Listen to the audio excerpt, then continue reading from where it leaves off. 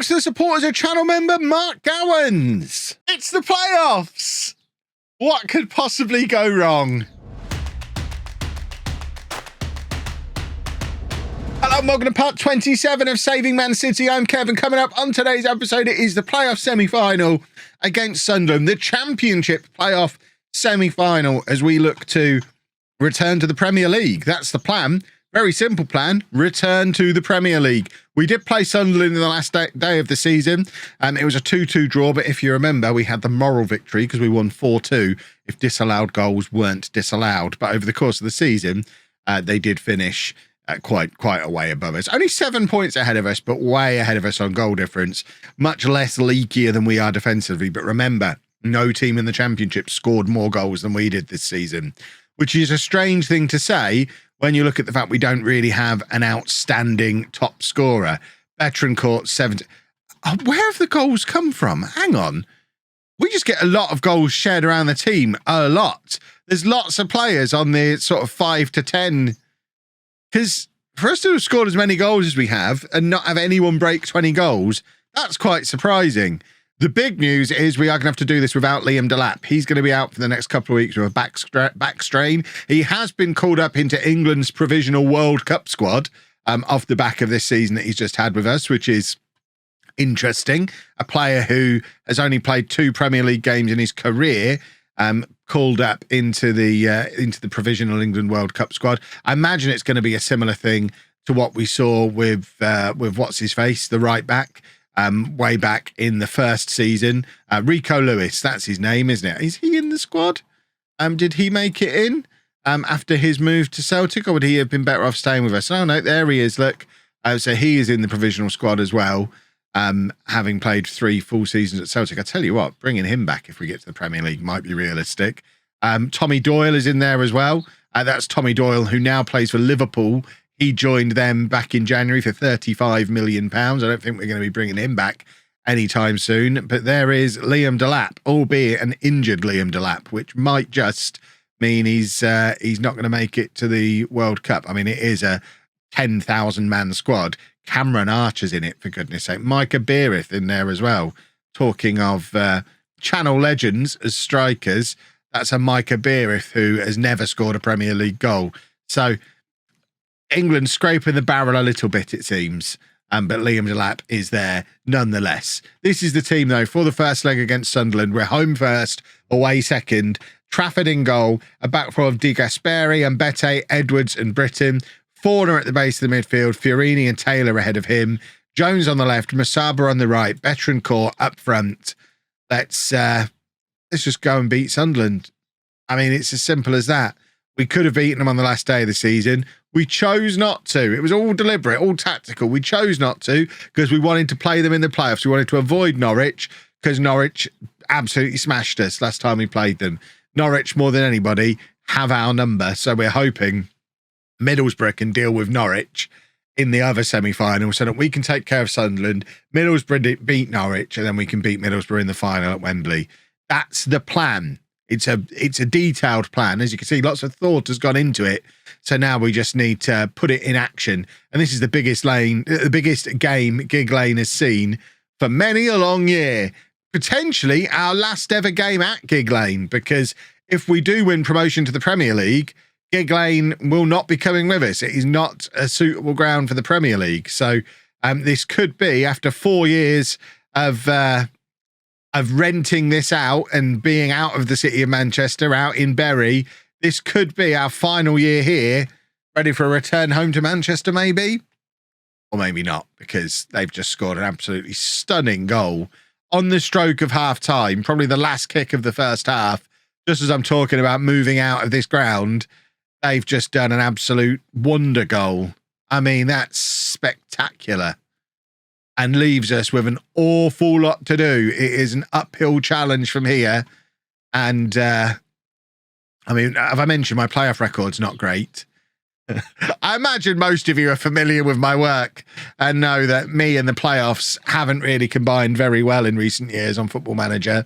And obviously, real life playoffs, as a Peterborough fan, the playoffs didn't go great for me this year either. So I'm not a massive fan. Not a massive fan of the playoffs at all. But, you know, we finished 6th. We wouldn't have had the chance to get promoted if it weren't for the playoffs. So I guess the only team that has the right to complain about the playoffs is the team that finishes 3rd, which is Sunderland. So it's probably fair that they're beating us.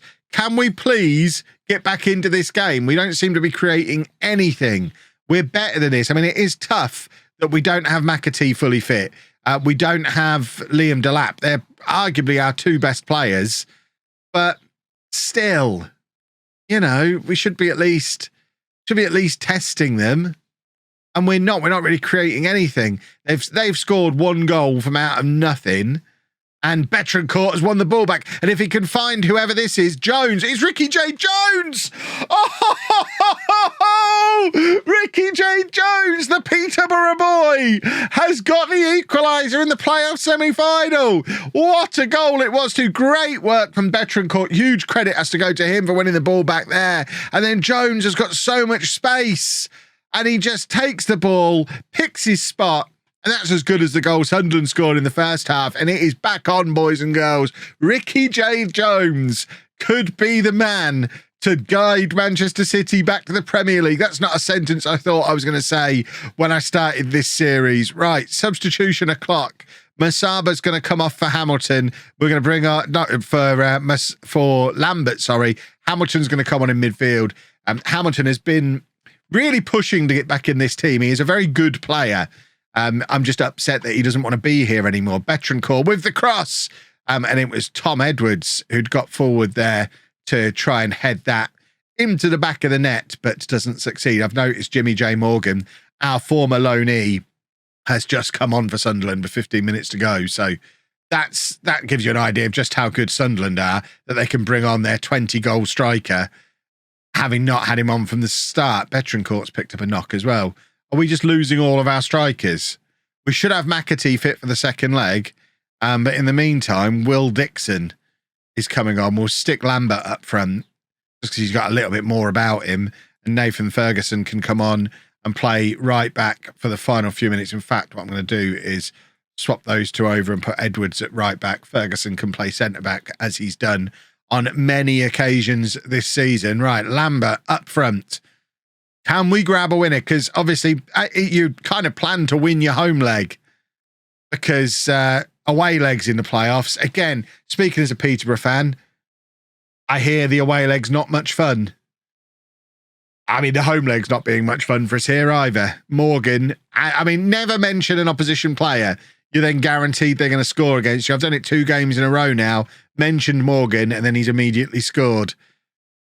How different our season could have been if he'd have been here. It probably wouldn't have been that different. He'd have probably been another one of the 15 to 20 goal strikers that we've already got 4 of. What we need is defenders. We need to stop conceding goals like that. But losing the first leg of the playoffs does not bode well. And I'm not sure how we financially cope with another season in the Championship. Betancourt is going to miss the rest. He's now a wonder kid again, but he is going to miss the rest of the playoffs, whether we get to the final or not. Let's hope McAtee's fit. So second leg then, McAtee is sort of fit enough to play. I mean, we've just got to throw him in because we need him. He's our best player. Let's just get this might be his final game for City. Although his asking price at Leeds has dropped even further. So there is the temptation that even if we don't get promoted, we bring him back permanently at that kind of price. Would have actually turned a profit on him if we bring him back at that price. Or we might be able to loan him again for another year. Who knows? Ibrahim comes in up front with Betancourt and Delap both injured, and Hyam comes back in to play at centre-back as well. I'm still not happy with this right centre-back situation. It's definitely something that we need to solve this summer. Norwich have knocked Middlesbrough out in the other semi-final, so if we do manage to pull off an unlikely comeback here against Sunderland, our reward is going to Wembley to play the team that were 5-0 up against us by half-time when we played them just a couple of months ago. So we're perhaps better off losing anyway and saving the trip to Wembley with everybody watching. We could kind of pretend this didn't happen if we didn't make it through to the final. And Liam Delap, as you can imagine, didn't make it into England's final World Cup squad. Neither did Rico Lewis. Phil Foden, the only one of our former boys who has gone to, or he's going to the World Cup with England this summer. Still at Paris Saint-Germain, scoring lots of goals. Formed a nice little partnership with Tammy Abraham, also of England. Ibrahim is in here. Oh, what a goal from Samuel Ibrahim. He rounds the goalkeeper. I thought he'd taken it too wide and messed it up, but he's gone round the goalkeeper and then slid it into the back of the net from a very tight angle to make it 1-0 to us on the night. 2-2 on aggregate, and it's James McAtee with the assist. What a difference having him in the team makes, but loads of credit has to go to Ibrahim. He had a lot of work to do, even off the back of a very good pass, and he did very, very well to go round the goalkeeper there, keep the ball under control, and find the back of the net. Let's look at it. I want to watch the finish one more time, but apparently we're not allowed to.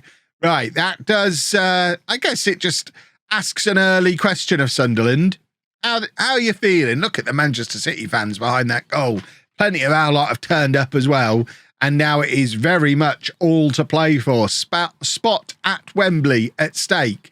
Trafford takes the goal kick short to Hyam and now Britton.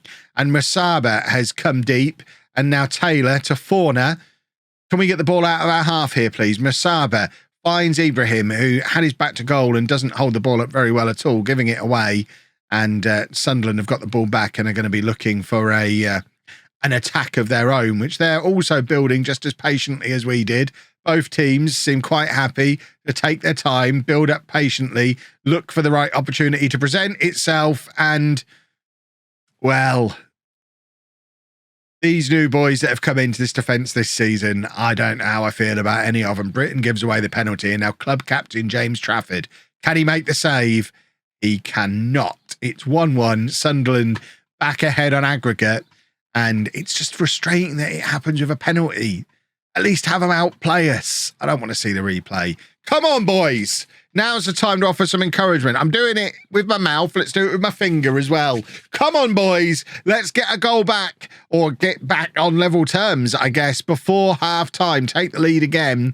And Sunderland are the ones who seem to be taking the most from my little motivational speech there, and they've done what I suggested we do.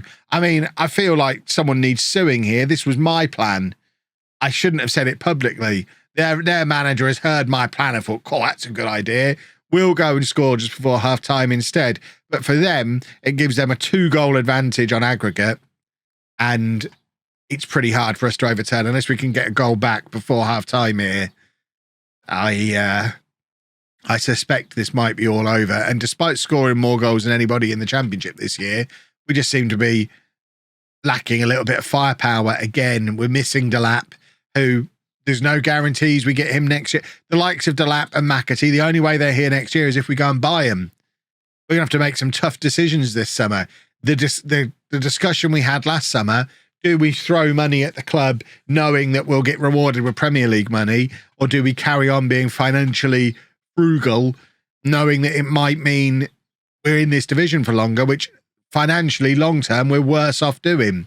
There is a part of me that thinks, go buy McAtee, go buy Delap. But then, are those boys good enough? Could that money be better spent elsewhere? Are we just doing that for nostalgia? Because they were with us when we were in non-league. The fact they were with us in non-league, we're trying to upgrade a team that's full of players who were with us in non-league that we've decided most of which aren't good enough anymore. What makes those ones special?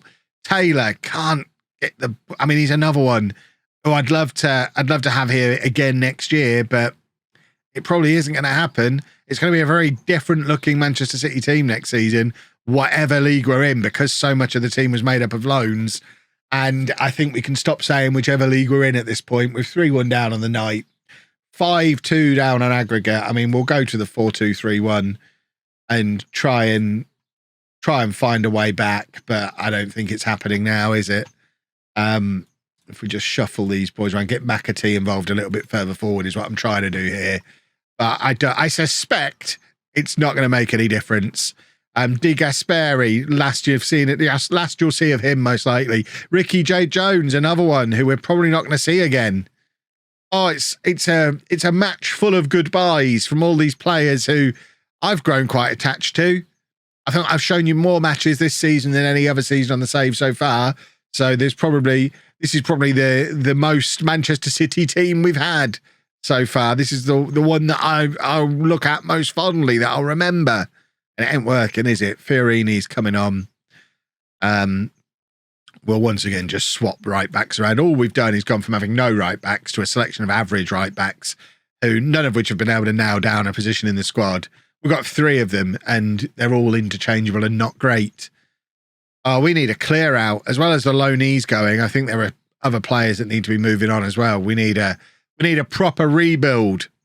I mean, at least this means I can do a Manchester City rebuild thumbnail for the next episode, because that's what needs to be done this summer. We need to clear out all these players who aren't good enough and go and spend some money and bring some proper championship players into the club, and then hope that it's enough.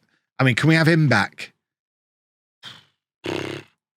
Maybe we bring Morgan back. Right, standing ovation for Ricky J. Jones. That's him done. And for my final change, I guess we'll bring Katongo on.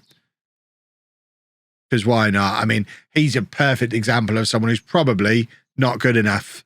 We can probably keep him around as 3rd or 4th choice centre-back, but he shouldn't be playing as many games next year as he has done this year. Fiorini, we promised promotion this year, so he's probably going to want to leave this summer. So it's going to be a completely new look midfield. Hamilton's out of contract. Fiorini wants to leave.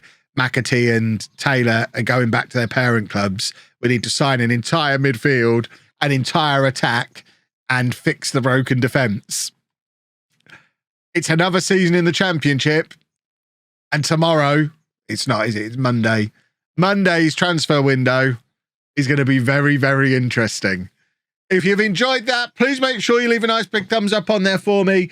Subscribe to the channel for daily Football Manager videos. And thank you very much for watching.